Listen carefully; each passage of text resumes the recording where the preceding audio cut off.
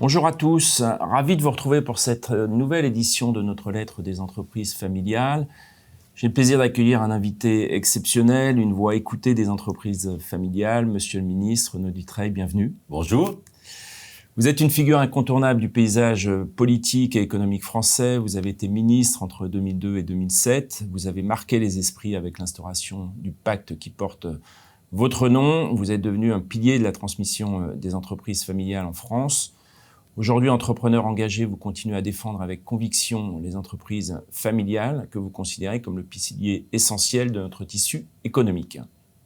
Alors, j'ai une première question sur la genèse et sur l'origine du pacte. Le pacte, pour mémoire, je le rappelle, qui est un outil clé de la transmission des entreprises, qui prévoit un abattement sur les droits de succession et de donation sous condition de conservation des titres et de pérennité de l'activité.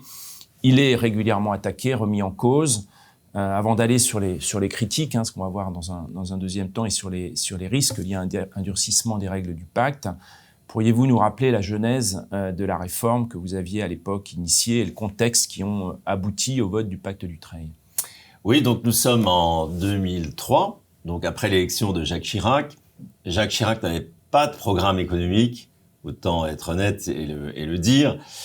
Mais il avait deux sujets qui lui semblaient importants, c'était la création d'entreprises et la transmission d'entreprises. Alors pourquoi la transmission d'entreprises? Parce que il y avait déjà ce phénomène démographique de départ d'un certain nombre de créateurs d'entreprises, et il fallait donc réfléchir à la transmission de ce qu'ils avaient créé et qui constituait une grande part de l'économie française. Et puis il y avait aussi le sentiment que, à partir de 1981, date à laquelle la fiscalité sur la transmission est durcie avec un taux marginal qui a dépassé les 40%, on a vu un certain nombre d'ETI françaises passer dans des mains étrangères. Donc il y avait ce sentiment non mesuré, non quantifié de basculement et de perte d'un patrimoine économique français. Avec aussi la comparaison avec l'Allemagne où le Mittelstand apparaissait de plus en plus comme le fer de lance, l'ossature en fait de l'économie allemande, et une sorte d'envie en France d'avoir le même dispositif. Les Anglais, les Italiens avaient également plus d'ETI, et donc il y avait cette conviction, non démontrée mais très forte, que la fiscalité sur la transmission du patrimoine avait joué négativement dans l'évolution du nombre d'ETI françaises. Sachant que les ETI françaises, c'est quand même 25% des salariés, 25% du chiffre d'affaires, c'est pas rien. À l'époque, le sujet m'a été confié avec un autre sujet qui était encore plus difficile politiquement, c'était la réforme de l'ISF. Et moi, je me souviens m'être battu pour ce projet de loi en argumentant beaucoup sur la réforme de l'ISF, alors le sujet des pactes Dutreil est passé assez inaperçu. Ensuite, et c'est assez formidable, il faut le reconnaître, il y a eu une forme de consensus autour des pactes de transmission des entreprises. Puisque quand François Hollande a été élu président de la République, il aurait pu, en bon socialiste, modifier ce dispositif, et il ne l'a pas fait. Et ça a été un tournant important parce qu'on a eu le sentiment que finalement la classe politique française considérait que soutenir la transmission familiale des entreprises était un intérêt général. Et pendant 20 ans, je n'ai pas eu à venir répondre à des questions comme je le fais aujourd'hui avec plaisir, parce que il n'y avait pas de sujet. Et puis, depuis 4-5 ans, il y a un nouveau biais qui bouscule en fait la perception des pactes Dutreil, c'est ce qui s'est passé en termes d'évolution du patrimoine dans l'économie mondiale, où on a vu un écart croissant entre la rémunération du travail et la rémunération du capital, et une forte valorisation du capital. Ce qui s'est traduit par un écart croissant entre les Français, par exemple, en matière de capital. Ceux qui détiennent du capital économique ont vu ce capital fortement progresser. Donc les écarts, l'inégalité, s'est fortement accru. Et donc un certain nombre d'économistes, de macroéconomistes, notamment Piketty, Zucman, etc., ont accédé à l'opinion publique sur cette thématique très française. On a réussi jusqu'à présent à redistribuer très fortement les flux, et les revenus, mais on n'a rien fait sur le patrimoine, sur le stock. Et donc maintenant, il faut s'attaquer à la redistribution du patrimoine, comme on l'a fait avec succès en France, sur les revenus. Alors j'y viens sur la deuxième question. On a la Cour des comptes qui est en train de se pencher sur le pacte Dutreil, avec très probablement un certain nombre de recommandations à venir dans un rapport qui sortirait à l'automne. Les principales critiques qui ressortent sont le coût budgétaire, estimé autour de 4 milliards, l'utilisation, vous l'avez dit, qui conduirait à une forme d'inégalité entre l'outil professionnel et le patrimoine personnel, et son efficacité économique. Quel regard vous portez? Je crois que vous avez été entendu par la Cour des comptes. Il y a trois types de remises en cause aujourd'hui. Il y en a une qui est d'origine scientifique, on va dire, ce sont les macroéconomistes. Alors, il y a eu effectivement Piketty, Zucman, puis il y a eu le rapport Blanchard, il y a eu un rapport du CAE, le Conseil d'analyse économique auprès du Premier ministre, et qui tous ont dit, mais il faut essayer de trouver une solution pour que le patrimoine soit mieux réparti entre les Français.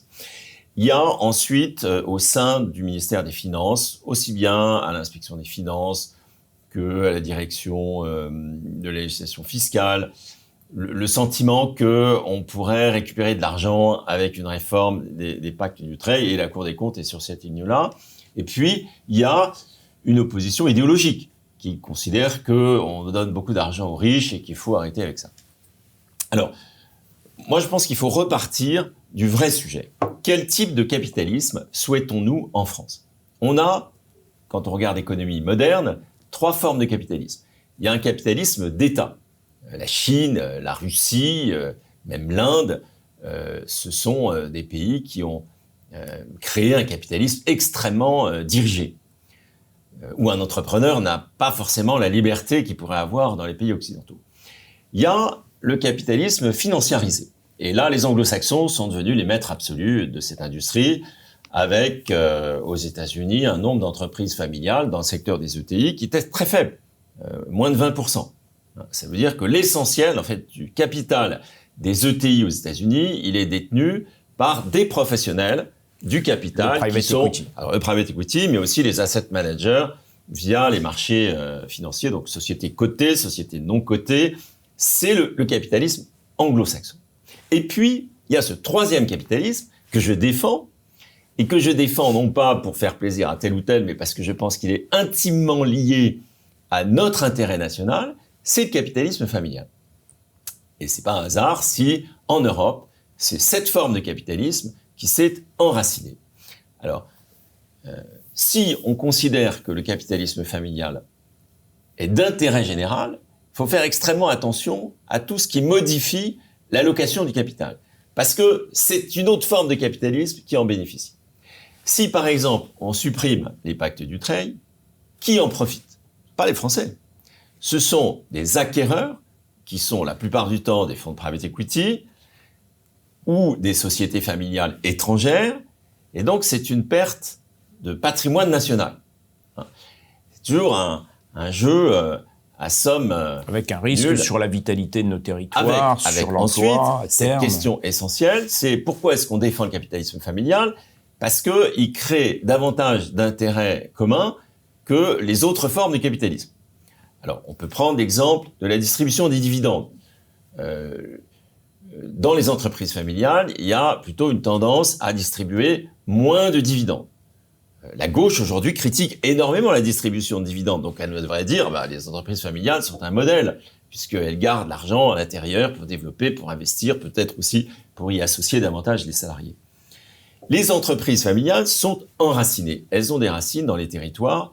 Et ça, c'est très important dans un pays qui, si on y prenait garde, pourrait avoir une grande zone de développement économique qui serait l'Île-de-France, peut-être la région Rhône-Alpes, et des déserts économiques. Or, c'est à cause du capitalisme familial que nous avons des usines dans des zones rurales, que nous avons des usines dans des petites villes. C'est ça qui a fait la diversité économique de notre territoire. Il y a également le fait que les familles ne font pas toujours des arbitrages purement financiers. Si on peut mettre une usine au Portugal avec un coût de main-d'œuvre à moins 30%, la question ne sera pas résolue de la même façon si vous avez une famille qui décide, française, ou si c'est un fonds d'investissement. La notion du temps n'est pas la même. est à New York. Et puis, il y a aussi la notion du temps. Moi, j'ai fait du private equity, donc l'horizon d'un private equity, c'est entre 5 et 10 ans. Une famille, elle a une vision du temps beaucoup plus longue. Donc, le temps, l'espace, les valeurs font que ce capitalisme familial, il est différent. Et ma conviction, c'est qu'il apporte plus à un pays que les autres formes de capitalisme. Quels seraient les risques, selon vous, d'un rabotage du dispositif et quel est un petit peu le seuil de tolérance au-delà duquel on va basculer vers une perte de savoir-faire, peut-être de vitalité aussi de nos territoires? Alors, il y a déjà 2 risques qui sont vécus par beaucoup d'acteurs.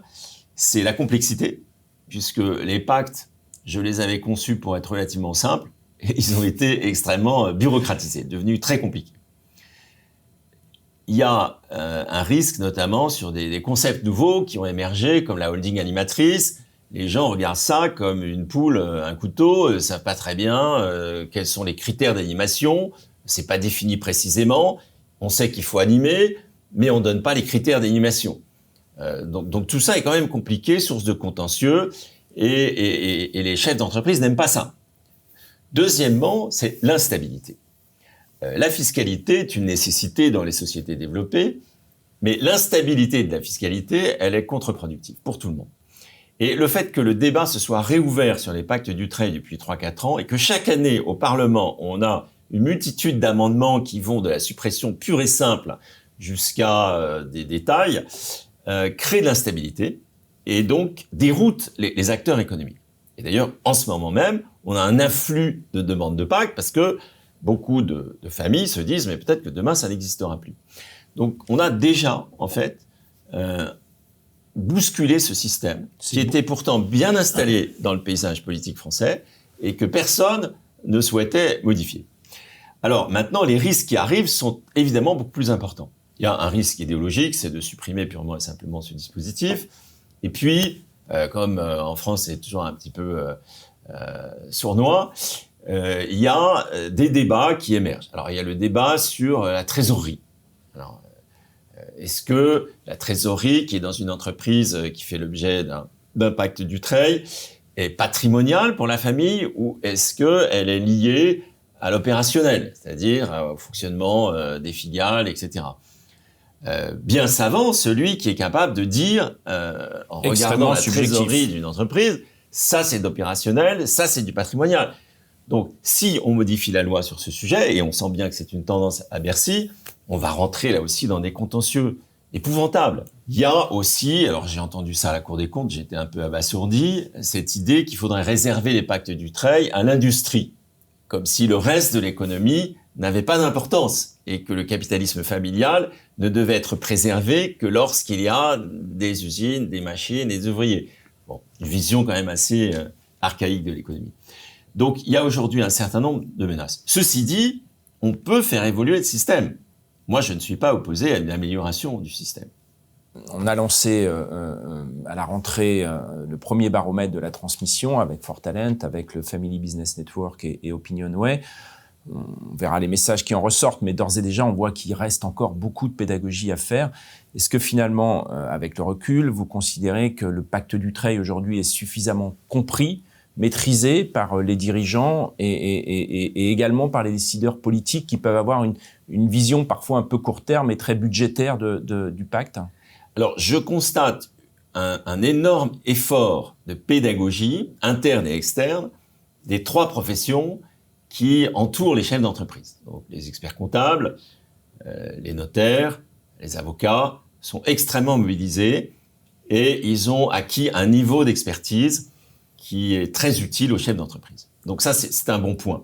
L'environnement professionnel s'est amélioré considérablement. Deuxièmement, on a un problème démographique qui ne cesse en fait de s'amplifier parce qu'aujourd'hui, on a beaucoup de chefs d'entreprise qui ont même dépassé les 65 ans et qui n'ont absolument pas prévu le sujet de leur transmission. Donc, il faut absolument sensibiliser ces chefs d'entreprise. Je crois que le débat autour des pactes d'Utrecht le fait. La preuve, c'est qu'il y a beaucoup plus de pactes qui sont signés en ce moment que jamais. mais que les efforts doivent se poursuivre. Parce que c'est un sujet d'anticipation. Ça ne se prépare pas en 15 jours.